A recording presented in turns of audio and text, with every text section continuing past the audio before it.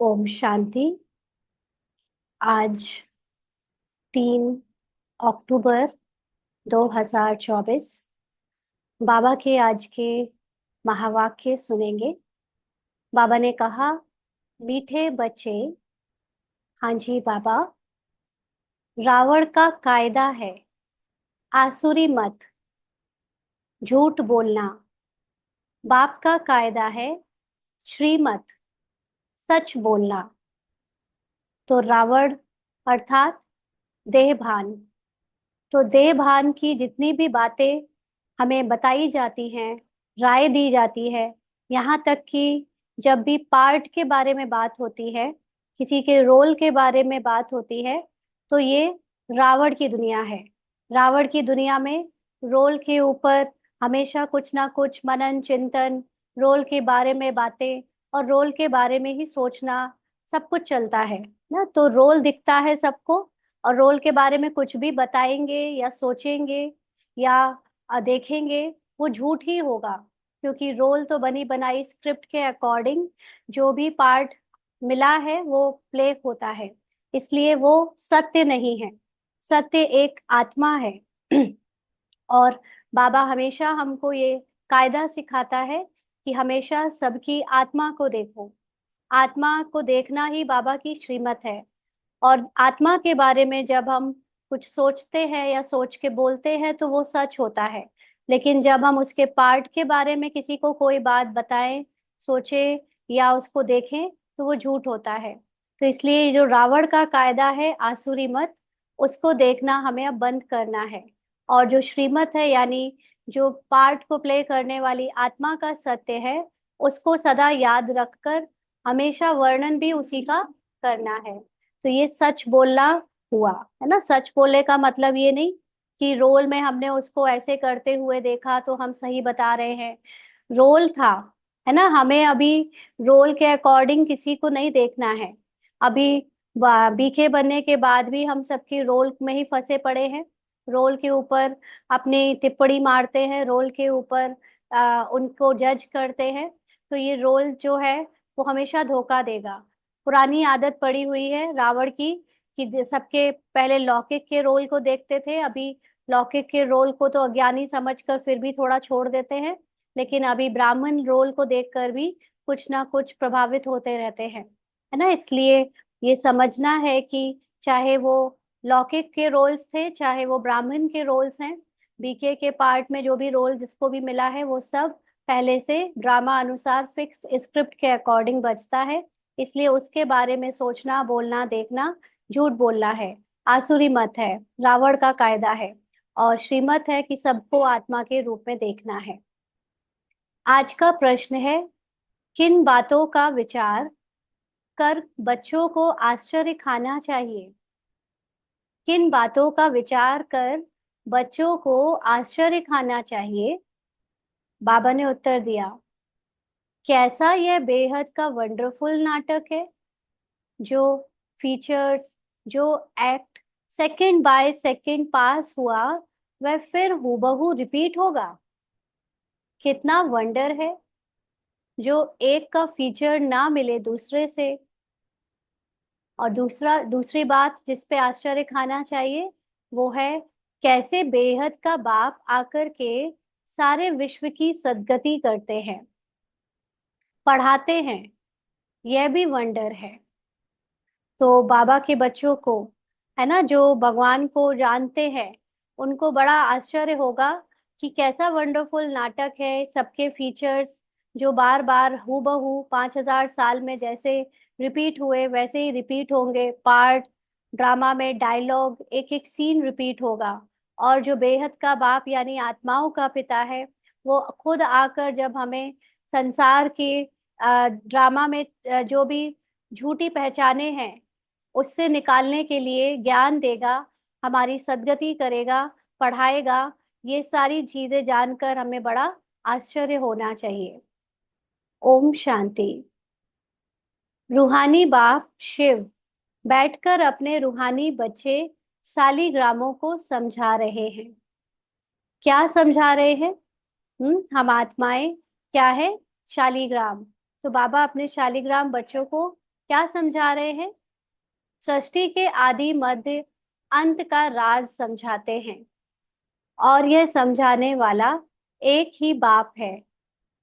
और तो जो भी आत्माएं अथवा शालिग्राम है, सबके शरीर का नाम है। बाकी एक ही परमात्मा है जिसके शरीर नहीं है। न शिव बाबा का अपना कोई शरीर नहीं जिसका नाम रखा जाए, इसीलिए उनका नाम आत्मा पर पड़ा है, परम आत्मा शिव। और हम सब के नाम शरीर पर पड़े हैं, जो शरीर हम धारण करते हैं। उस परम आत्मा का नाम है शिव। उनको ही पतित पावन परमात्मा कहा जाता है। वही तुम बच्चों को इस सारे विश्व के आदि मध्य अंत यानी पूरे ड्रामा का राज समझा रहे हैं। पार्ट बजाने के लिए तो सब यहाँ आते हैं, है ना। साकार पार्ट में आकर आत्माओं को अपना पार्ट बजाना पड़ता है। यह भी समझाया है विष्णु के दो रूप हैं। विष्णु का मतलब लक्ष्मी और नारायण का कॉम्बिनेशन। शंकर का तो कोई पार्ट है नहीं, है ना। कल इवनिंग की क्लास में कोई पूछ रहा था शंकर के बारे में कि ब्रह्मा का पार्ट समझ आता है, विष्णु का पार्ट समझ आता है, शंकर का कोई पार्ट नहीं दिखता।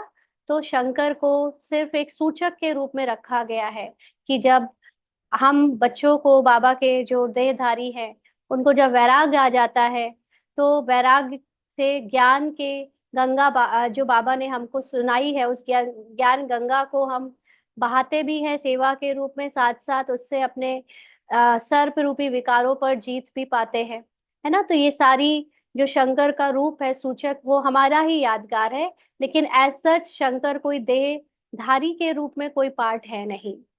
यह सब बाप बैठ समझाते हैं। बाप कब आते हैं, पूछ रहे हैं बाबा? जबकि नई सृष्टि की स्थापना और पुरानी का विनाश होना है। बच्चे जानते हैं नई दुनिया में एक आदि सनातन देवी देवता धर्म की स्थापना होती है। वह तो सिवाय परमपिता परमात्मा के और कोई कर ही नहीं सकते। वही एक परम आत्मा है जिसको परमात्मा कहा जाता है। तो क्योंकि आदि सनातन देवी देवता धर्म की स्थापना का मूल आधार है आत्मा अभिमानी स्टेज, ना, सोल कॉन्शियस स्टेज। और जब तक अपने को हम सोल समझे ना, और वो पढ़ाने वाला टीचर खुद सुप्रीम सोल निराकार ना हो, तब तक वो हमें देह के भान से कैसे छुड़ाए। इसीलिए सिर्फ परमपिता परमात्मा ही उस धर्म की स्थापना कर सकते हैं। वही एक परम आत्मा है जिसको परमात्मा कहा जाता है। उनका नाम है शिव। उनके शरीर का नाम नहीं पड़ता है। वह जो भी हैं सबके शरीर का नाम पड़ता है, और जो भी हैं सबके शरीर का नाम पड़ता है।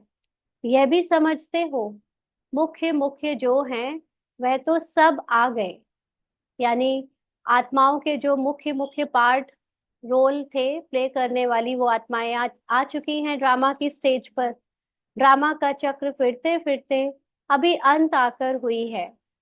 अंत में बाप ही चाहिए। उनकी जयंती भी मनाते हैं। भगवान की जयंती मनाते हैं, यानी भगवान की शिवरात्रि मनाते हैं। शिव जयंती भी इस समय मनाते हैं जबकि दुनिया बदलनी है। हम्म, अभी पुरानी दुनिया का एंड होने वाला है, इसलिए भगवान को आना पड़ा और भगवान आए हैं। दुनिया वाले नहीं जानते, लेकिन फिर भी उनकी यादगार में उनका बर्थडे शिव जयंती मनाते रहते हैं, जैसे हम लोगों के शरीर का बर्थडे होता है। तो बाबा कहते घोर अंधेरे से घोर रोशनी होती है, अर्थात दुख धाम में दुख धाम से सुख धाम होना है। तो ये जहाँ पर सबके स्वभाव संस्कार सबको दुख दे रहे हैं, ऐसी दुनिया से हमें सुख की दुनिया में अब जाना है। बच्चे जानते हैं परमपिता परमात्मा शिव एक ही बार पुरुषोत्तम संगम युग पर आते हैं। पुरानी दुनिया का विनाश, नई दुनिया की स्थापना करने। पहले नई दुनिया की स्थापना, पीछे पुरानी दुनिया का विनाश होता है। यानी जब नई दुनिया में आने के लिए आत्माएं पहले सोल कॉन्शियस स्टेज में टिक जाती हैं, तैयार हो जाती हैं, और उस दुनिया के जो भी निर्माण होना है नई दुनिया में, वो निर्माण करने के लिए सभी आत्माओं को पहले अपने पार्ट से जो भी कन्वर्जन होना है वो हो जाता है, उसके बाद की पुरानी दुनिया की समाप्ति शुरू होती है। बच्चे समझते हैं पढ़कर हमको होशियार होना है और दैवी गुण भी धारण करने हैं, आसुरी गुण पलटने हैं। तो अभी तक 63 जन्म में जो भी पार्ट में आसुरी गुण का पार्ट प्ले किया, वो प्ले करते करते उसकी आदत पड़ गई।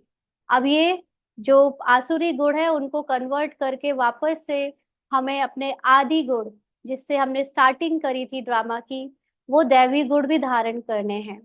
तो दैवी गुणों और आसुरी गुणों का वर्णन चार्ट में दिखाना होता है ना। कौन से दैवी गुण है, जो आत्मा के सत्य गुण है वो दैवी गुण होते हैं, और जो शरीर के द्वारा शरीर की पहचानों से अवगुण मिलते हैं वो आसुरी गुण है। तो इन सब का वर्णन चार्ट में, यानी कंपैरिजन दिखाओ। अपने को देखना है कि हम किसी को तंग तो नहीं करते हैं, झूठ तो नहीं बोलते हैं। हाँ, किसी किसी की आदत होती है ना हमेशा दूसरों में कमियां निकालने की, दूसरों के पार्ट में इंटरफेयर करने की। किसी को हमेशा ही दूसरों से ही मतलब होता है, दूसरे क्या कर रहे हैं गर्दन उसी तरफ झुकी रहती है, अपने में नहीं होता है ना। यहाँ तक कि बी के जीवन में भी अनेक ऐसी आत्माएं होती है जिनको दूसरों के पुरुषार्थ, दूसरों की सेवा, दूसरों के पार्ट में मोस्ट इंटरेस्ट होता है, जिसको बाबा कहते हैं ना, अगर देखना हो तो कपूत भी यही हैं और सपूत भी यही हैं, दोनों सब ऐसे यहाँ पर हैं ना। तो बाबा कहते हैं अपने को देखना है। ये बाबा कोई बाहर वालों से बात तो नहीं कर रहा, बाबा अपने ही बच्चों से बात कर रहा है कि हम किसी को तंग तो नहीं करते हैं, झूठ तो नहीं बोलते हैं, श्रीमत के खिलाफ तो नहीं चलते हैं। श्रीमत क्या है? श्रीमत है कि हमेशा सभी की पार्ट में जो आत्मा है उसको देखो, ना कि पार्ट को देखो, है ना। पार्ट के देख कर उसको बार बार उसका मनन चिंतन करना, ये आसुरी अवगुण है। तो बाबा कहते कि श्रीमत के खिलाफ तो नहीं चलते हैं। झूठ बोलना, किसी को दुख देना, तंग करना, ये है रावण के कायदे, और वह है राम के कायदे। तो जो हमेशा जिनकी दृष्टि अपनी तरफ होती है, अंतर्मुखता में रहते हैं, जिनकी हमेशा नजर दूसरों आत्मा की दृष्टि से सबको देखते हैं, वो राम के कायदे में चलता है। और जो हमेशा किसी ना किसी तरह से दूसरों के पार्ट में इंटरफेयर करता है, उनके बारे में मनन चिंतन करता रहता है, वो है रावण के कायदे पे चलने वाला। श्रीमत और आसुरी मत का गायन भी है। आधा कल्प चलती है आसुरी मत, जिससे मनुष्य असुर, दुखी, रोगी बन जाते हैं, 5 विकार प्रवेश हो जाते हैं। बाप आकर श्रीमत देते हैं। बच्चे जानते हैं श्रीमत से हमको दैवी गुण मिलते हैं। श्रीमत यानी जितना हम आत्माभिमानी होंगे, जितना आत्मा को ही हमेशा देखेंगे, उतना ऑटोमेटिकली पार्ट में भी दैवी गुण आते जाएंगे। आसुरी गुणों को बदलना है। आसुरी गुण शरीर देखने और शरीर के पार्ट को देखने से बने। अब शरीर को के पार्ट को बजाने वाली आत्मा को देखना है। अगर आसुरी गुण रह जाएंगे तो पद कम हो पड़ेगा, यानी अभी भी शरीर और शरीर के पार्ट को देखते रहेंगे तो पद कम हो जाएगा। जन्म जन्मांतर के पापों का बोझा जो सिर पर है, नंबरवार पुरुषार्थ अनुसार हल्का हो जाएगा। यह भी समझते हो कि अभी यह है पुरुषोत्तम संगम युग। तो इस समय में ही हम अपने आत्मा को जानकर अपने उत्तम स्वरूप में टिक सकते हैं। और जितना जितना हम आत्मा के कॉन्शियसनेस को बढ़ाते जाएंगे, तो जो शरीर के द्वारा जन्म जन्मांतर हमने शरीर की पहचानों से विकर्म किए, जो भी हिसाब किताब बनाए, उसके पाप से, उसके बोझ से मुक्त हो जाएंगे। तो ये कौन कि कैसे होगा? नंबरवार पुरुषार्थ अनुसार, जो जितना इसका अभ्यास करेगा उसके अकॉर्डिंग। बाप द्वारा अभी दैवी गुण धारण कर नई दुनिया के मालिक बनते हैं, तो सिद्ध होता है पुरानी दुनिया जरूर खलास होनी ही है। नई दुनिया की स्थापना ब्रह्मा कुमार कुमारियों द्वारा होनी है, यह भी पक्का निश्चय है। इसीलिए सर्विस पर लगे हुए हैं, कोई ना कोई का कल्याण करने की मेहनत करते रहते हैं ना। जिसको जैसी सेवा ड्रामा अनुसार मिली हुई है वो अपनी सेवाओं में लगा रहता है, क्योंकि ब्रह्मा कुमार और ब्रह्मा कुमारियां ही एक एकमात्र ऐसी जगह है, स्थान है, संस्था है या ज्ञान है यहाँ पर, जो घर गृहस्थी में रहते हुए सभी को पवित्र बनाए, जो आत्मा का ज्ञान देकर उन्हें ना सिर्फ ज्ञान दे बल्कि आत्मा की स्थिति में स्थित करा सके। बाकी दुनिया में भी बहुत सारे अच्छी बातें सिखाने वाले हैं, लेकिन जो सतयुग है, सतयुग में जो सोल कॉन्शियस स्टेज है वो केवल ब्रह्मा कुमार और कुमारियां ही बना सकते हैं। इसलिए उनको ही उस युग की स्थापना के लिए निमित्त बनना पड़ता है। तुम जानते हो हमारे भाई बहन कितनी सर्विस करते हैं, सबको बाप का परिचय देते रहते हैं। बाप आए हैं, जरूर पहले पहले थोड़ों को ही मिलेगा, फिर वृद्धि को पाते जाएंगे। एक ब्रह्मा द्वारा कितने ब्रह्मा कुमार बनते हैं, ब्राह्मण कुल तो जरूर चाहिए ना। तुम जानते हो हम सभी ब्रह्मा कुमार कुमारियां हैं, शिव बाबा के बच्चे, सब भाई भाई हैं, है ना। तो आत्मा के रूप में देखना है। भले ही फिजिकल आइडेंटिटी से हम अभी ब्रह्मा कुमार ब्रह्मा कुमारियों का पार्ट प्ले कर रहे हैं, लेकिन देखना किसको है? आत्मा को। आत्मा को देखेंगे तो एक दूसरे के पार्ट से अनअफेक्टेड रहेंगे। आत्मा को देखने से हम अपनी सोल कॉन्शियस स्टेज को बना पाएंगे, नहीं तो सिर्फ ज्ञान सुनने और सुनाने वाले रह जाएंगे, है ना। हमारा मुख्य लक्ष्य है अपनी आत्म अभिमानी स्टेज को निरंतर बनाना। असल में भाई भाई है, माना असल में हम सब आत्मा आत्मा हैं। फिर प्रजापिता ब्रह्मा के बनने से, यानी शरीर में ब्रह्मा के द्वारा अडॉप्ट होने से भाई बहन बनते हैं। फिर देवता कुल में जाएंगे तो संबंध की वृद्धि होती जाएगी। तो देवता कुल से ड्रामा का पार्ट जो शुरू होगा वो फिर गृहस्थ वाला जो पार्ट शुरू होगा सभी का, उसमें वृद्धि होती जाएगी। इस समय ब्रह्मा के बच्चे और बच्चियां हैं, तो एक ही कुल हुआ। इनको डायनेस्टी नहीं कहेंगे। हम्म, राजाई ना कौरवों की है ना पांडवों की। तो इस समय कोई भी पूरे विश्व में ऐसे जो देखने में आते हैं राजा, वो तो कहीं भी नहीं है ना। कहीं कहीं है, एक दो आइलैंड में है कहीं, लेकिन इस तरह से जो राजाई करे, पूरी डायनेस्टी बनाए, वो अब है नहीं, है ना। तो ना तो अज्ञानी राजाई में कहीं पर है, और ना बाबा के बच्चे जो ज्ञान ले रहे हैं वो पांडव राजाई में है। डायनेस्टी तब होती है जब राजा रानी नंबरवार गद्दी पर बैठते हैं। अभी तो है ही प्रजा का प्रजा पर राज्य। शुरू से लेकर पवित्र डायनेस्टी और अपवित्र डायनेस्टी चली आई है। यानी सतयुग त्रेता में जो राज्य होगा वो पवित्र होगा, वहां पर सब सोल कॉन्शियस होंगे।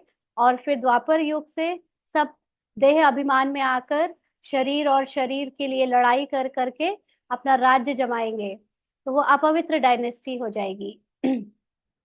पवित्र डायनेस्टी देवताओं की ही चली है। बच्चे जानते हैं 5000 वर्ष पहले हेवन था तो पवित्र डायनेस्टी थी। उन्हों के चित्र भी हैं। मंदिर कितने आलीशान बने हुए हैं, और कोई के मंदिर नहीं है। इन देवताओं के ही बहुत मंदिर हैं। बच्चों को समझाया है कि और सबके शरीर के नाम बदलते हैं, इनका ही नाम शिव चला आया है। शिव भगवानुवाच। कोई भी देहधारी को भगवान नहीं कहा जाता। बाप बगैर और कोई बाप का परिचय दे ना सके, क्योंकि वह तो बाप को जानते ही नहीं, है ना। भगवान के बारे में सत्य परिचय तो सिर्फ बाबा के बच्चे ही जानते हैं, क्योंकि जो भी वो भी नंबरवार, क्योंकि बाबा निराकार है, और निराकार को जानने के लिए निराकारी बुद्धि चाहिए, है ना। जिसमें जिस बुद्धि में निराकारी ज्ञान लेने का सक्षम हो, और वो भी जिसका जितना ड्रामा से पार्ट से अटैचमेंट कम होगा, उतना ही वो बाबा के सत्य परिचय को जानकर दूसरों को भी दे सकेगा। इसलिए बाहर तो और कोई बाबा का परिचय दे ही नहीं सकता, क्योंकि सभी बाबा बाहर जो है वो ड्रामा में फंसे पड़े हैं। यहाँ भी बहुत है जिनकी बुद्धि में नहीं आता है कि बाप को कैसे याद करें। है ना। अपने को आत्मा समझना उनके लिए बड़ा डिफिकल्ट है, याद ही नहीं रहता कि हमें अपने को आत्मा समझना है और फिर बाबा को याद करना है या बाबा की महिमा में टिकना है। तो ये बहुत कम यहाँ पर भी बहुत कम लोगों की बुद्धि में रहता है। मूंझते हैं, इतनी छोटी बिंदी, उनको कैसे याद करें, शरीर तो बड़ा है, उनको ही याद करते रहते हैं। यह भी गायन है, भ्रकुटी के बीच चमकता है सितारा, अर्थात आत्मा सितारे मिसल है ना। बाबा ने उस दिन भी कहा था, भक्ति में ये गायन है कि भ्रकुटी के बीच में चमकता है सितारा। तो अगर अनुभव करना है या बैठकर बाबा को याद करना है तो सितारे के रूप में भी अपने को एकाग्र करके आत्मा की स्थिति में स्थित करके बाबा को देख सकते हैं अपनी थर्ड आई से, अपने विजुअलाइजेशन पावर से ना। तो आत्मा को शालिग्राम कहा जाता है। शिवलिंग को भी की भी बड़े रूप में पूजा होती है। जैसे आत्मा को देख नहीं सकते, शिव बाबा भी किसी को देखने में तो आ ना सके। भक्ति मार्ग में बिंदी की पूजा कैसे करें, क्योंकि पहले पहले शिव बाबा की अव्यभिचारी पूजा शुरू होती है ना। तो स्टार्टिंग में द्वापर युग में आत्माएं जब अपने को भूल जाती है और शरीर समझने लगती हैं, तो फिर भी वो परमात्मा का परिचय उनको जैसे याद आता है, तो वो निराकार के रूप में अव्यभिचारी पूजा ही करती हैं शिव बाबा की। तो पूजा के लिए जरूर बड़ी चीज चाहिए, इसलिए बड़े बड़े मंदिर बनाए गए थे उस समय। शालीग्राम भी बड़े अंडे मिसल बनाते हैं ना। आत्मा के यादगार में जो शालीग्राम बनता है, आत्मा उतनी भी बड़ी नहीं है। तो शिव बाबा की जो इतनी बड़ी पिंडी बनाते हैं, उतने बड़े तो शिव बाबा भी नहीं है। एक तरफ अंगुष्ठे मिसल भी कहते और फिर सितारा भी कहते, है ना। देखो बाबा ये खुद कह रहा है कि ये भक्ति मार्ग से कहते आए ना। बाबा ने भी बच्चों को ऐसे ही सिखाया है, क्योंकि वो जो देह भान से जो भक्ति की आदत पड़ी हुई है, उसमें हमें कोई ना कोई स्वरूप चाहिए भगवान का, खासतौर से हिंदू धर्म में, है ना। इसीलिए उनको कोई मूर्ति चाहिए, कोई आधार चाहिए जिस पर वो फूल पत्ती चढ़ा सके, टीका लगा सके, क्योंकि सबकी बुद्धि मेडिटेशन के में बिना कोई चित्र देखे तो एकाग्र हो नहीं सकती। तो बाकी लोगों को मोटी मोटी चीजें चाहिए जिससे वो भगवान को याद करे। तो उसकी वजह से बाबा ने भी पहले अंगुष्ठ मिसल सिखाया और फिर सितारे के रूप में सिखाया, और सितारे के रूप में द्वापर युग से फिर वो एक बड़ा शिवलिंग यादगार दिख बना दिया। अब बाबा कहते हैं, अभी तुमको तो एक बात पर ठहरना है, सिर्फ एक बात पर ठहरना है। आधा कल्प बड़ी चीज की पूजा की है, 2500 वर्ष से, द्वापर से हम एक बड़ी शिवलिंग की पूजा करते आए या मूर्तियों की पूजा करते आए। अब फिर बिंदी समझना, इसमें मेहनत भी है, देख नहीं सकते। दोनों चीजें हैं। एक तरफ से बाबा कह रहा है कि बिंदी समझना और उसको फिर देखना भी नहीं, यानी वो आत्मा इतनी इतनी इतनी सूक्ष्म है कि जो दिखती नहीं है, लेकिन फिर भी हम उसको, उस पर एकाग्र होने के लिए उसका स्वरूप एक प्रकाश की बिंदी को देखकर करते हैं, है ना, उसको याद करते हैं। बाबा कहते हैं इस एक बात में ठहरना है, यह बुद्धि से जाना जाता है। शरीर में आत्मा प्रवेश करती है, जो फिर निकलती है, कोई देख तो नहीं सकता, बड़ी चीज हो तो देखने में भी आए।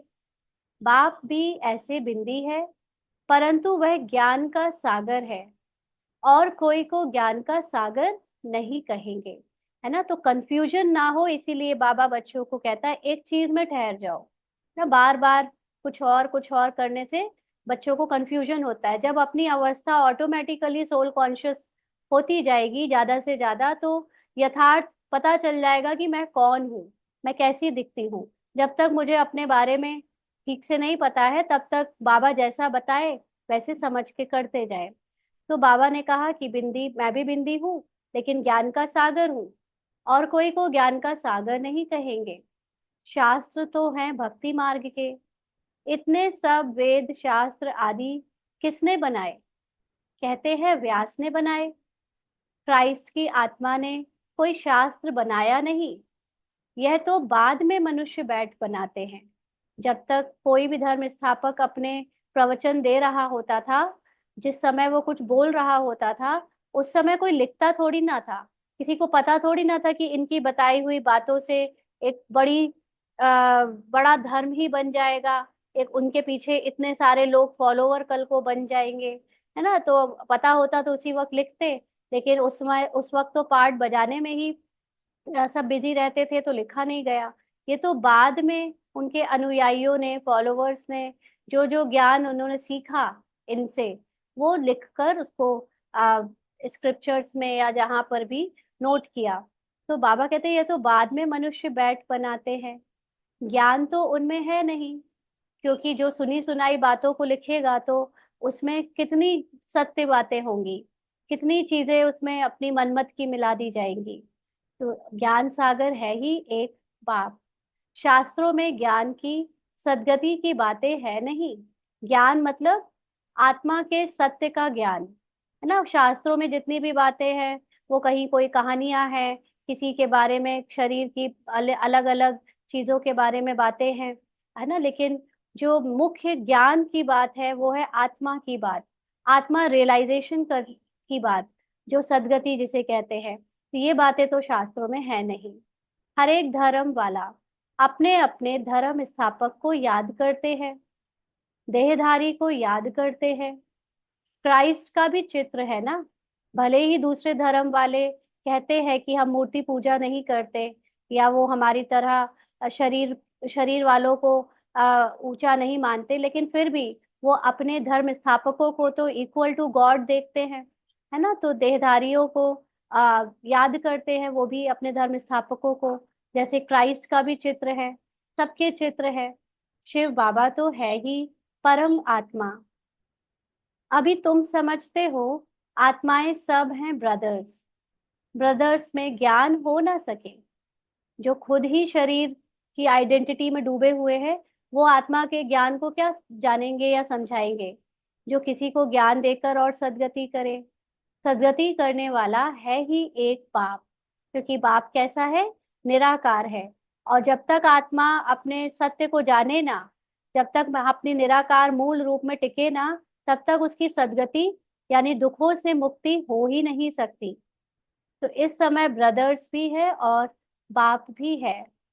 बाप आकर सारे विश्व की आत्माओं को सद्गति देते हैं। विश्व का सद्गति दाता है ही एक। श्री श्री 108 जगत गुरु कहो, अथवा विश्व का गुरु कहो, बात एक ही है। अभी तो है आसुरी राज्य, है ना। अभी जितने भी आप जिनको भी सुनोगे ज्ञान देता हुआ, भले ही वो बड़े बड़े पहुंचे हुए कोई सिद्धि पुरुष ही क्यों ना है, लेकिन बात सब शरीर की ही करते हैं। आत्मा के रूप में आत्मा देखते हुए दूसरों को समझाना, ये सिर्फ शिव बाबा ही कर सकता है, या शिव बाबा के बच्चे कर सकते हैं। संगम पर ही बाप आकर यह सब बातें समझाते हैं। तुम जानते हो बरोबर अब नई दुनिया की स्थापना हो रही है और पुरानी दुनिया का विनाश होना होता है। यह भी समझाया है पतित पावन एक ही निराकार बाप है। कोई देहधारी पतित पावन हो ना सके। पतित पावन परमात्मा ही है। अगर पतित पावन सीताराम भी कहे तो भी बाप ने समझाया है, भक्ति का फल देने भगवान आता है। तो पतित पावन का मतलब है कि ड्रामा से जो निकालने का काम है, वो शिव बाबा के सिवा, निराकार के सिवा कोई और कर नहीं सकता।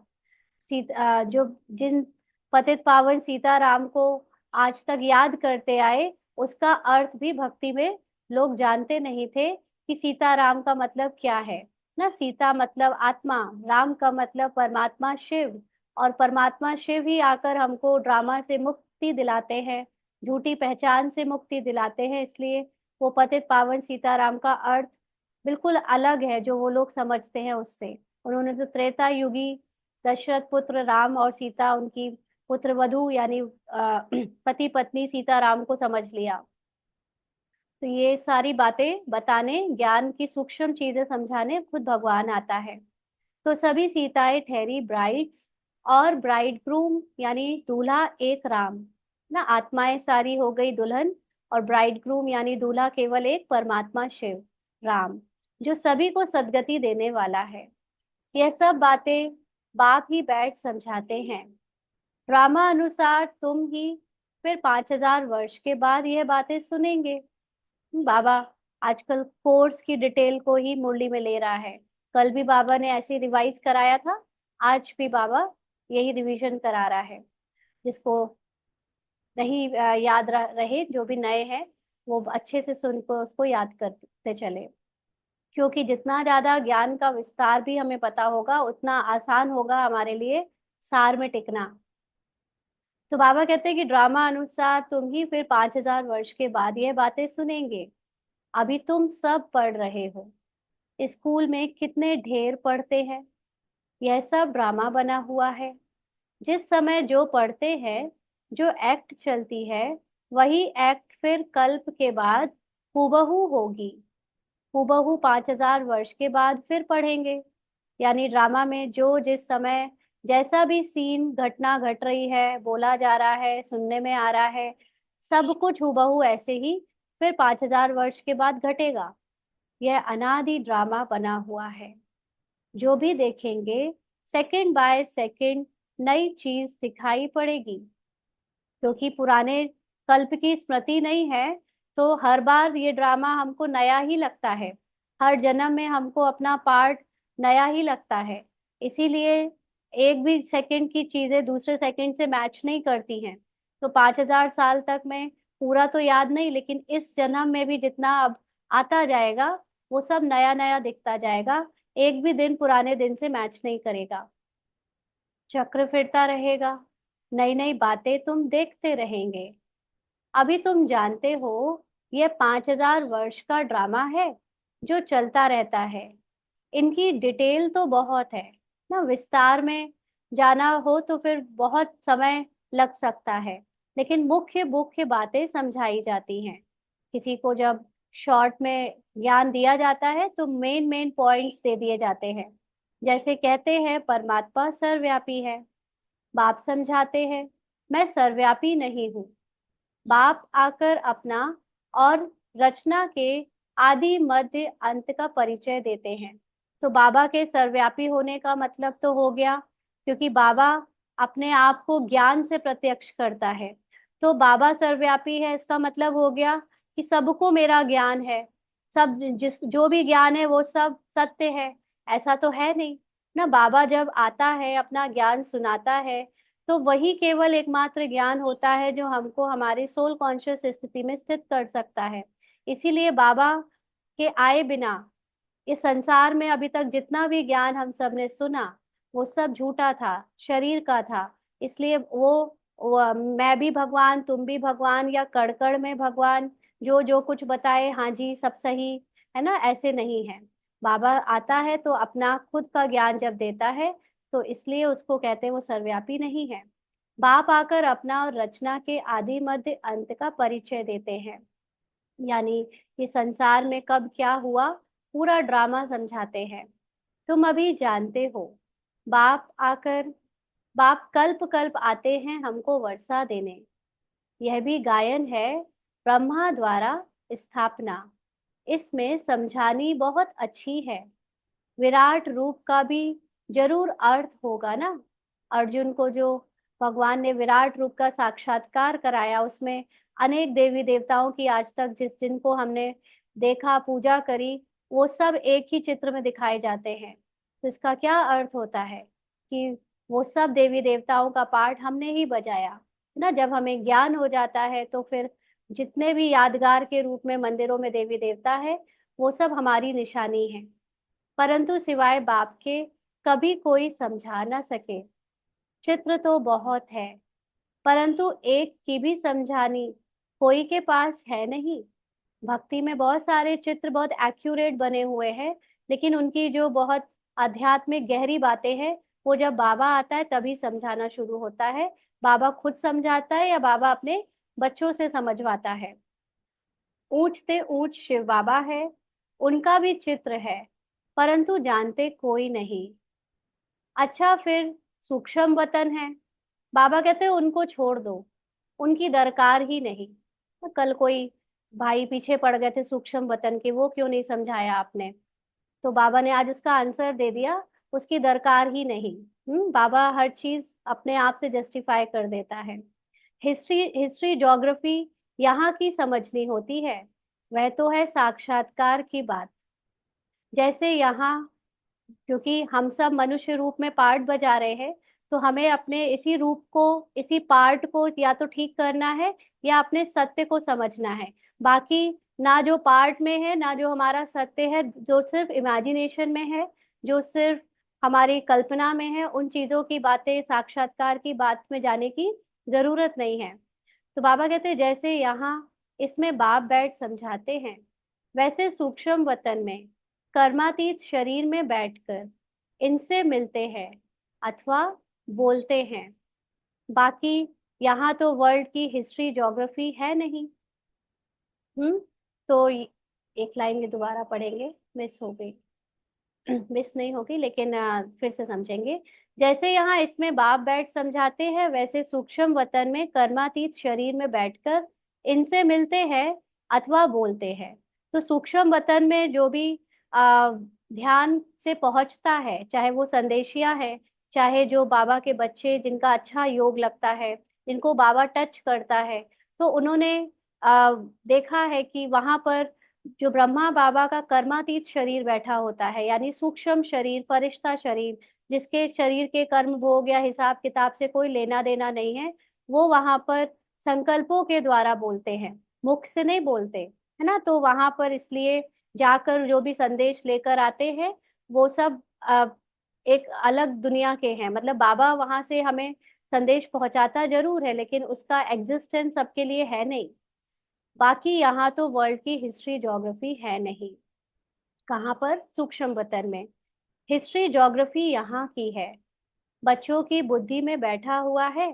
सतयुग में देवी देवता थे, जिनको 5,000 वर्ष हुआ। इस आदि सनातन देवता धर्म की स्थापना कैसे हुई, यह भी कोई जानते नहीं। और धर्मों की स्थापना के बारे में तो सब जानते हैं। किताब आदि भी है, लाखों वर्ष की तो बात ही नहीं हो सकती। यह तो बिल्कुल रॉन्ग है। परंतु मनुष्यों की बुद्धि कुछ काम नहीं करती। तो जितने भी धर्मों में जो किताबें बनी हैं, उनकी धर्म पुस्तक के रूप में, है ना, और खास तौर से भारत में जो हिंदू धर्म में बनी है, उसमें लाखों वर्ष की जो बात लिख दी है, बाबा कहते हैं बिल्कुल रॉन्ग है। मनुष्यों की बुद्धि कुछ काम नहीं करती। हर बात बाप समझाते हैं। मीठे मीठे बच्चों, अच्छी रीति धारण करो। मुख्य बात है बाप की याद। यह याद की ही दौड़ी है। यानी जितना जितना अपने को आत्मा समझने का अभ्यास बढ़ाएंगे, जो जितनी जल्दी सोल कॉन्शियस बनेगा, इस रेस में फर्स्ट आएगा, वो नंबर आगे पालेगा। सारी रेस किस चीज की है? सोल कॉन्शियस स्टेज की। और हम यहाँ पर रेस करते हैं ऊपरी सेवा की, है ना, ज्ञान सुनने सुनाने की, या कितना हम फेमस हो जाए ब्रह्मा कुमारी या ब्रह्मा कुमार के रूप में, ज्ञानी के रूप में, कहाँ कहाँ हमारा विस्तार हो जाए, इन सब की दौड़ी करने में लगे हैं। लेकिन जो यथार्थ ज्ञान को समझ चुका है, वो गुप्त रूप से बाबा की याद करके या अपने को आत्मा की स्थिति में स्थित करके वो चुपचाप आगे बढ़ रहा है। तो ये रेस है ना। तो अभी सभी लोग अपनी अपनी सोल कॉन्शियस स्थिति को अनुभव करें, अपने अशरीरी अवस्था में स्थित हो जाए 1 मिनट के लिए।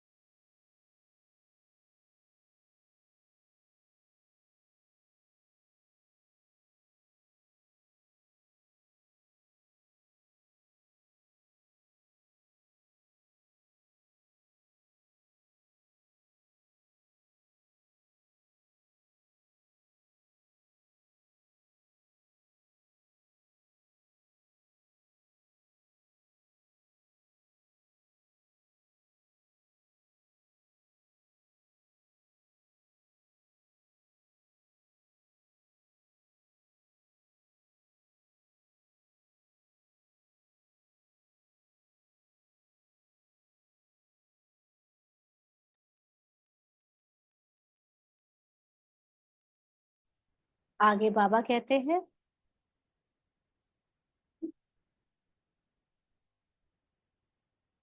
और इस आदि सनातन देवी देव, एक सेकेंड, हाँ, बाबा कहते हैं यह याद की ही दौड़ी है। रेस होती है ना, कोई अकेले अकेले दौड़ते हैं, कोई जोड़ी को इकट्ठा बांध कर फिर दौड़ते हैं। ये बाहर की जो शरीर की रेस है उसकी बात हो रही है, फन के लिए जो एंटरटेनमेंट के लिए करते हैं। यहाँ जो जोड़ी है वह इकट्ठे दौड़ी लगाने की प्रैक्टिस करते हैं, है ना। जो भी युगल दोनों ज्ञान में चलते हैं वो इकट्ठे दौड़ी लगाने की प्रैक्टिस करते हैं।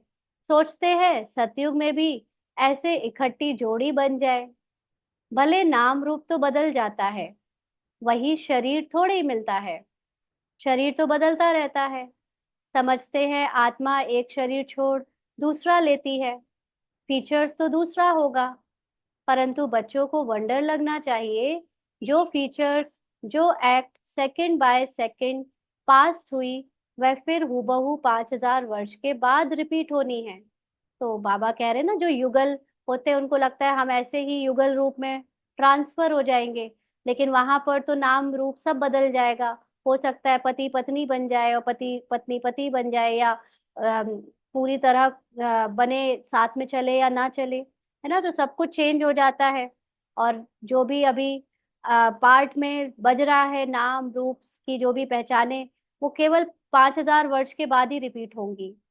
वो चीज दोबारा से रिपीट नहीं हो सकती बीच में कभी भी। कितना वंडरफुल ये नाटक है, और कोई समझा नहीं सकते। तुम जानते हो, हम सब पुरुषार्थ करते हैं, नंबर वार तो बनेंगे ही। सब तो कृष्ण नहीं बनेंगे, है ना। सबके अंदर आत्मा की जो कॉन्शियसनेस है वो सेम नहीं है। सब अलग अलग रूप में पुरुषार्थ कर रहे हैं, इसलिए सब एक जैसा पद नहीं पाएंगे। फीचर्स सबके डिफरेंट होंगे, शरीर वहां पे सबका अलग अलग होगा। कितना बड़ा वंडरफुल नाटक है। एक का फीचर ना मिले दूसरे से, वही हूबहू खेल रिपीट होता है। यह सब विचार करके आश्चर्य खाना होता है। चलता है इतना मनन चिंतन, हाँ, कि क्या होगा सतयुग में, कैसा होगा, कैसे हमने पार्ट बजाया होगा। ये सारी चीजें दिमाग में चलनी चाहिए, क्योंकि इसमें बिजी रहेंगे तो ड्रामा की बातें जो देह भान की है उससे बाहर निकल पाएंगे। कैसे बेहद का बाप आकर पढ़ाते हैं। जन्म जन्मांतर तो भक्ति मार्ग के शास्त्र आदि पढ़ते आए, साधुओं की कथाएं आदि भी सुनी। अब बाप कहते हैं भक्ति का समय पूरा हुआ ना। भक्ति में हाजी हाजी करते आए, चाहे वो कुछ भी बोले, हर चीज में जी हुजूर जो भी बोल दिया उसको मान लिया, जैसे मान लिया, उसमें प्रश्न ही नहीं किया कभी कि ऐसा क्यों करना होता है। आज भी नहीं करते ना जो भक्ति में विश्वास रखते हैं। तो बाबा कहते अब उन सब बातों को छोड़ना है। अब भक्तों को भगवान द्वारा फल मिलता है। जो अभी तक भक्ति करी थी, बाबा को भगवान को याद किया था, उसका फल देने आ गया है वो। यह नहीं जानते कि भगवान कब किस रूप में आएगा। कभी कहते हैं शास्त्र पढ़ने से भगवान मिलेगा, कभी कहते हैं यहाँ आएंगे। शास्त्रों से ही अगर काम हो जाता तो फिर बाप को क्यों आना पड़े। शास्त्र पढ़ने से भगवान मिल जाए तो बाकी भगवान आकर करेंगे क्या। हाँ, अगर शास्त्रों की नॉलेज भगवान को सुनानी थी, शास्त्र पढ़कर भगवान को जान गए, भगवान आ गया, तो फिर भगवान को अपना लीला दिखाने आना ही क्यों पड़ेगा। आधा कल्प तुम यह शास्त्र पढ़ते पढ़ते तमो प्रधान ही बनते आए हो। तमो प्रधान माना और भी ज्यादा देह के अभिमान में, झूठे ज्ञान में फंसते आए हो। तो बच्चों को सृष्टि का चक्र भी समझाते रहते हैं, और दैवी चलन भी चाहिए। यहाँ पर ड्रामा की नॉलेज भी चाहिए, साथ साथ पार्ट में भी हमें अपनी अवस्था ऊंची रखनी है। दैवी चलन होनी चाहिए। एक तो किसी को दुख नहीं देना है ना, ऊपर से भी ध्यान रखना है कि हम ऊपर से भी पार्ट को जितना हो सके अच्छे से बजाएं। पूरी तरह से नहीं भी बचता है, क्योंकि वो भी माया बीच बीच में आती है, झूठा देह भान आ जाता है, तो पार्ट हमेशा उतने अच्छे से नहीं बच सकता। लेकिन फिर भी ध्यान रखना है कि ऊपर से पार्ट भी हमारा बाबा जैसे सिखा रहा है वैसे बजे, दैवी चलन के अकॉर्डिंग। और अंदर से ड्रामा का सत्य ज्ञान जो है वो आत्मिक रूप की अवस्था में टिके रहकर उसको याद करते रहें। तो एक तो किसी को दुख नहीं देना है ना, जानबूझकर ऊपर से कुछ भी ऐसा बोलना नहीं, सोचना नहीं या करना नहीं जिससे किसी को दुख मिले। ऐसे वो अलग बात है कि कभी ना चाहते हुए हो जाए पार्ट में, वो पार्ट है, लेकिन अपने जानकर नहीं करने की कोशिश करनी है। ऐसे नहीं कोई को विष चाहिए, वह नहीं देते हो तो यह कोई दुख देना है।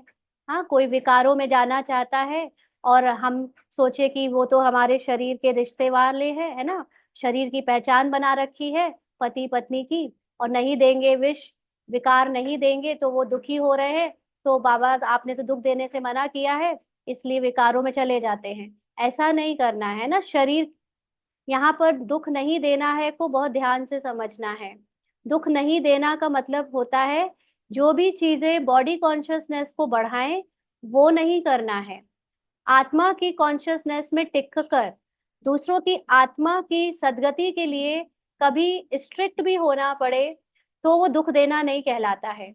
बाबा की बहुत सूक्ष्म परिभाषा है दुख नहीं देने का मतलब क्या होता है ना। जैसे कि कभी कभी किसी किसी के साथ बहुत लॉफुल होना पड़ता है, नहीं तो उसका अहंकार, उसकी बदचलन या उसकी झूठी आइडेंटिटी और भी बढ़ती जाती है।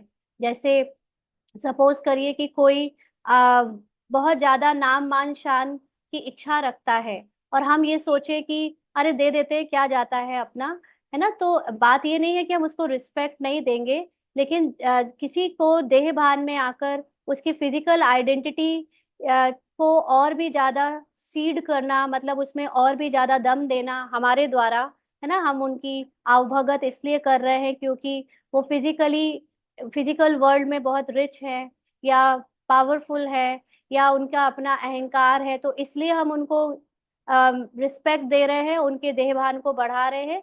ये एक्चुअली में दुख देना हुआ। भले वो उस वक्त खुश हो रहा है क्योंकि उसकी फिजिकल आइडेंटिटी से उसका अहंकार बढ़ रहा है, लेकिन वो अपनी आत्मा से दूर हो रहा है, वो अपने सत्य से दूर हो रहा है। और हम सब क्या करते हैं, ब्रह्मा कुमार कुमारी बनकर हम फिजिकली सबको बहुत खुश रखने की कोशिश करते हैं, जिससे उनका फिजिकल कॉन्शियसनेस, देह भान और बढ़ता जाता है। जबकि आत्मा के सुख के ध्यान को रखते हुए हमें किसी के ईगो को बढ़ने नहीं देना है, किसी के फिजिकल आइडेंटिटी से और ज्यादा उसको पहचान बनाने नहीं देना है, बल्कि उसकी सोल को देखते हुए उसे रिस्पेक्ट देनी है, आत्मा को देखते हुए उसे ज्ञान युक्त उसके साथ बिहेव करना है। और जितना यथार्थ, जितनी मर्यादा में रहकर हम कर सकते हैं वो करना है। कई बार हम किसी किसी से ओवर प्रभावित हो जाते हैं, है ना, अपने को, अपनी सत्यता को, अपनी पहचान और अपनी इम्पोर्टेंस को भूल जाते हैं। और शरीरधारियों को शरीर की जो पहचाने उन्होंने दुनिया में बना रखी हैं वो देते हैं। क्यों? क्योंकि खुद भी शरीर की पहचान के साथ ये पार्ट प्ले कर रहे हैं। तो ये बहुत गहराई से समझना है दुख देना होता क्या है। कई बार हम फिजिकल रूप में किसी किसी को कुछ आ, ऐसा कर देते हैं जो फिजिकली उसको दुख लगता है, लेकिन उसकी आत्मा के लिए वो अच्छा होता है। जैसे ये इसके अनुभव में ऐसे कई बार ऐसे पार्ट बजे हैं जब किसी किसी की फिजिकल आइडेंटिटी को क्षति पहुंची है, लेकिन उसके बाद वो जो क्षति होने के बाद उसने सेल्फ रिफ्लेक्शन किया, अपने आप को जब सेल्फ रियलाइज किया, तो वो अपनी सोल के करीब पहुंच गया। माना उसके वो शरीर के जो अवगुण थे वो चेंज होकर उसके आत्मा के गुण में चेंज परिवर्तित हो गए। तो देखने में बाहर से सीन ऐसे आया जैसे दुख दिया, लेकिन दुख शरीर को लगा होगा। जैसे फॉर एग्जाम्पल मदर आइडेंटिटी है ना, इसकी लौकिक माँ को जब खाने पीने के लिए इसने धारणाएं करी, तो पहले और कई बार ऐसे सीन आए जब लौकिक माँ को इसने साफ साफ बोल दिया कि मुझे ऐसे नहीं खाना है, मुझे ये नहीं करना है। तो उनकी फिजिकल आइडेंटिटी को क्षति पहुंची, उनको दुख हुआ। लेकिन दूसरी तरफ उनको मुझसे डिटैचमेंट भी हुई, वो मुझसे थोड़ा सा न्यारी हो गई।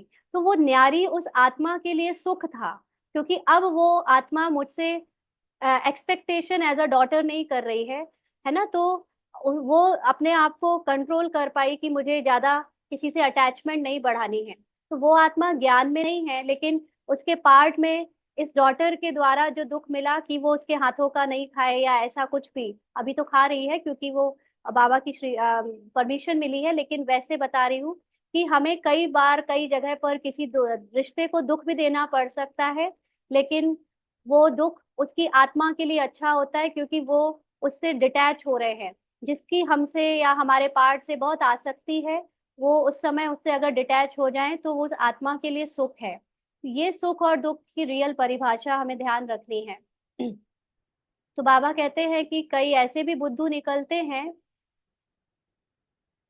एक सेकेंड ऊपर की लाइन, ऐसे नहीं कोई को विष चाहिए वह नहीं देते, हो तो वह कोई दुख देना है, ऐसे तो बाप कहते नहीं है।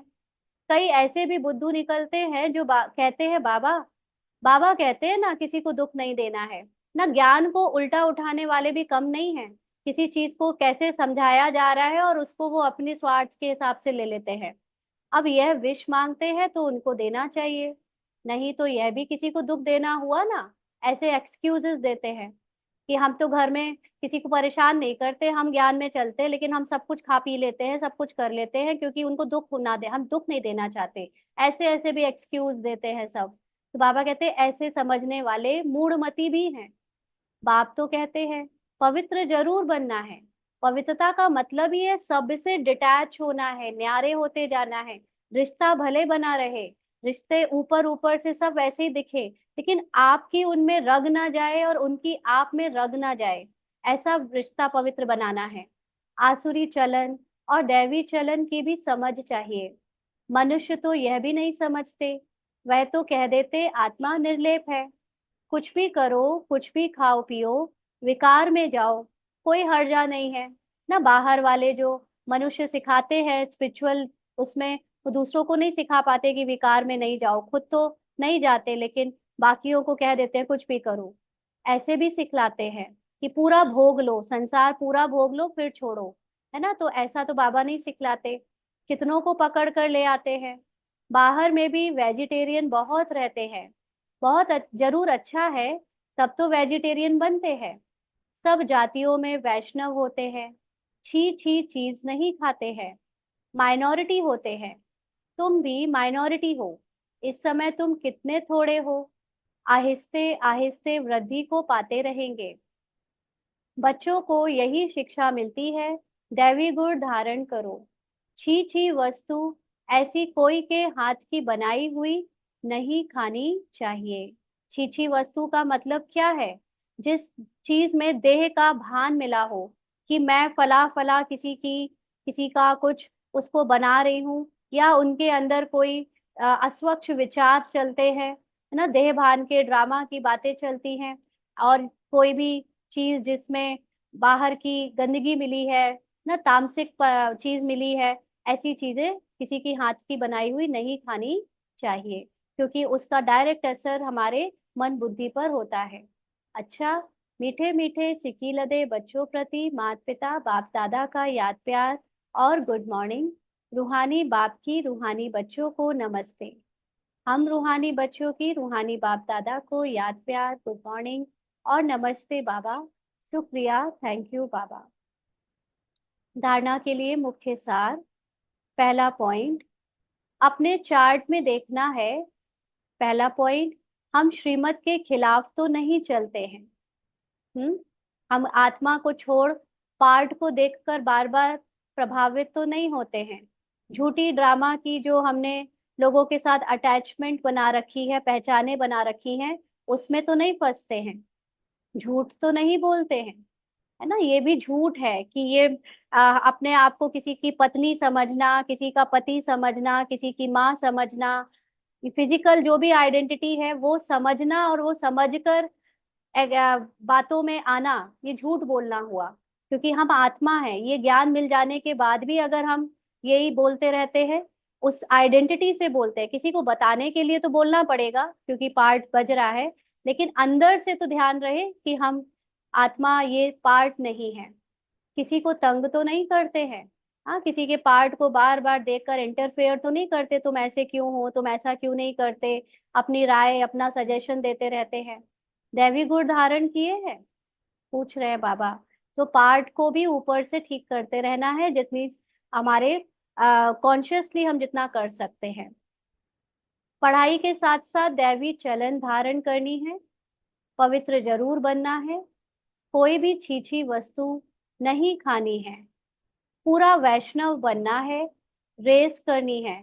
आत्म अभिमानी बनने के लिए जब भी देह भान की बातें आए उन सब को छोड़ते जाना है, पवित्र बनना है और पूरा वैष्णव बनना है। यानी वस्तुओं के बारे में सिर्फ फिजिकल खाने पीने की बातें नहीं है, लेकिन जो सूक्ष्म बातें भी हैं, किसी के बारे में कोई बात झूठा या अफवाहें या झूठी किसी के चरित्र की बातें या झूठे ज्ञान की बातें, वो सारी बातों को ग्रहण नहीं करना। अब इसको दो कॉन्शियस के लोग सुन रहे हैं, एक बीके आइडेंटिटी वाले सुनेंगे तो सोचेंगे कि हाँ अभी मुझे फिजिकली खाने में ये धारणा करनी है या इसका ध्यान रखना है, वो तो ठीक है वो कर लिया। लेकिन जो और सूक्ष्म पुरुषार्थी है वो इसको आत्मिक रूप में स्थित होकर सुनेंगे, तो उनको उनके लिए है छीछी वस्तुएं नहीं खानी है। माना आत्मा को छीछी वस्तु क्या होती है? जो आत्मा का सत्य नहीं है, जो देह भान की पहचाने हैं, वो सब कुछ उसको स्वीकार नहीं करना है, उसको अपने अंदर जाने नहीं देना है, अपने चित्त पे स्थान नहीं देना है। ये है छीछी वस्तुओं से परहेज, है ना। तो पूरा वैष्णव बनना है, माना अपने सत्य में स्थित रहना है और अपने सत्य की स्थिति की रेस करनी है, पार्ट बजाते हुए बार बार अपने सत्य में टिकना है। आज का वरदान है, बाप के फरमान पर बुद्धि को खाली रखने वाले व्यर्थ व विकारी स्वप्नों से भी मुक्त भव। बाप के फरमान पर बुद्धि को खाली रखने वाले व्यर्थ व विकारी स्वप्नों से भी मुक्त भव। बाप का फरमान है कि सोते समय सदा अपने बुद्धि को क्लियर रखो, चाहे अच्छा चाहे बुरा, सब बाप के हवाले कर अपनी बुद्धि को खाली करो। बाप को देकर बाप के साथ सो जाओ, अकेले नहीं। अकेले सोते हो या व्यर्थ बातों का वर्णन करते सोते हो, तब व्यर्थ व विकारी स्वप्न आते हैं। यह भी अलबेलापन है। इस अलबेलापन को छोड़ फरमान पर चलो तो व्यर्थ व विकारी स्वप्न से मुक्त हो जाएंगे। तो व्यर्थ और विकारी स्वप्न का मतलब है कि जब भी हम अपने आप को फिजिकल आइडेंटिटी से डिटैच करके अपनी निराकारी स्वरूप की हाईएस्ट कॉन्शियसनेस में स्थित कर कर नहीं लेटते, नींद में उस कॉन्शियसनेस के साथ अगर नहीं जाते और ड्रामा के पार्ट का चिंतन करते करते जो भी ड्रामा में हुआ, शरीर के पार्ट में बजा या दूसरों के द्वारा बजाया गया, उसके बारे में चिंतन करते हुए सोते हैं, वो सब कुछ बाबा को हवाले करके अपनी रियल सत्य की आइडेंटिटी में अगर नहीं टिकते तो विकारी स्वप्न और व्यर्थ स्वप्न आ जाते हैं। इसलिए सोने के समय अपने आप को पहले फिजिकल आइडेंटिटी से डिटैच करो, फिजिकल पहचानों से निकालो और बाबा को फिजिकल बातें जो भी बार बार मन बुद्धि में तंग कर रही हैं वो सौंप कर बाबा के साथ कंबाइंड हो जाओ, बाप समान स्थिति में स्थित हो जाओ। तो व्यर्थ और विकारी स्वप्न जो आते भी हैं, अगर आ भी गए तो उससे आपको अपनी पहचान नहीं लगेगी, आप उससे प्रभावित नहीं होगे। और धीरे धीरे जब आप अपने सत्य की पहचान में टिके रहोगे, स्वप्न से अपनी पहचान और व्यर्थ से अपनी पहचान नहीं बनाओगे, तो ये ऑटोमेटिकली व्यर्थ और विकारी स्वप्न आने भी बंद हो जाएंगे। स्लोगन है, तकदीरवान आत्माएं ही सच्ची सेवा द्वारा सर्व की आशीर्वाद प्राप्त करती हैं। तो तकदीरवान आत्माओं का मतलब है जो सोल कॉन्शियस स्टेज का अभ्यास करवाती हैं, उनके द्वारा ही सच्ची सेवा और सच्ची आशीर्वाद सबका मिल पाता है। फिजिकल आइडेंटिटी के साथ सेवा करना एक लेवल तक ठीक है, लेकिन जब तक उसमें सोल का टिंच नहीं है, क्योंकि मुख्य बात तो बाबा के ज्ञान की आत्म अभिमानी स्टेज है। तो हम बीके बनकर बीके आइडेंटिटी के साथ चाहे जितनी सेवा करें, अंदर से अगर आत्म अभिमानी नहीं है तो वो अनेकों की आशीर्वाद या बाबा की आशीर्वाद हमें नहीं दिला सकती, माना हमें सोल कॉन्शियस स्थिति का अनुभव नहीं करा सकती। अच्छा, आज के अव्यक्त इशारे हैं, जैसे बाप के संस्कार सदा उदारचित, कल्याणकारी, निस्वार्थ रहमदिल, परोपकार आदि है, ऐसे आप बच्चों के भी संस्कार हो। सदा आपस में एक मत, स्नेही, सहयोगी बन संस्कार मिलन करना, यही महानता है। संस्कारों का टक्कर ना हो, लेकिन सदा संस्कार मिलन की रास करते रहो। संस्कारों को मिलाना अर्थात संपूर्णता को और समय को समीप लाना। इसको बहुत गहरे लेवल पे ले चलेंगे अगर, तो बाप के संस्कार, यानी जो निराकार बाबा है, निराकार बाबा जब पाठ बजाने आता है तो उसके पाठ में सदा उदार चित्त, कल्याणकारी, निस्वार्थ, रहमदिल और परोपकारी पाठ बजता है। तो हम सब आत्माएं भी जब अपने निराकारी स्वरूप में टिक कर सेवा का पाठ बजाती है, या लौकिक या अलौकिक संबंध संपर्क का पाठ बजाती हैं, तो निराकारी स्टेज में टिके होने के कारण, अगर बाबा का हर बच्चा निराकारी स्टेज में टिकेगा तो ऑटोमेटिकली आपस में सबकी सेम स्टेज होने के कारण सब एक मत, स्नेही, सहयोगी और संस्कार मिलाकर चलेंगे। और यही उनकी महानता है। जैसे हमारी दादियों के समय, गुलजार दादी, जानकी दादी, प्रकाशमणि दादी और भी दादियाँ, उनकी आत्मिक स्टेज इतनी स्ट्रांग थी कि वो एक मत होकर चल पाते थे। लेकिन आज जो स्वभावों के संस्कार और टक्कर हो रहे हैं, उसका कारण है कि हम अपनी सोल कॉन्शियस स्टेज का अभ्यास कम करते हैं, पार्ट में अच्छा बनने की कोशिश करते हैं, पार्ट को बाहर से दिखा के अच्छा बनाने की कोशिश करते हैं, लेकिन अंदर से सोल कॉन्शियस स्टेज ना होने के कारण बार बार सबके जो अलग अलग संस्कार और पार्ट में विभिन्नता है वो टकरा जाती है। और इसलिए वो, अब बाबा कह रहा है कि अब अपनी सोल कॉन्शियस स्टेज को सभी बनाएंगे तो संस्कार मिलन की रास बहुत इजीली हो जाएगी। और जितना सोल कॉन्शियस में स्थित होते जाएंगे उतना संपूर्णता और समय को समीप लाएंगे। तो बिना सोल कॉन्शियस स्टेज बनाए हमारी संपूर्णता पूरी हो नहीं सकती या संस्कार मिल नहीं सकते। अच्छा, ओम शांति।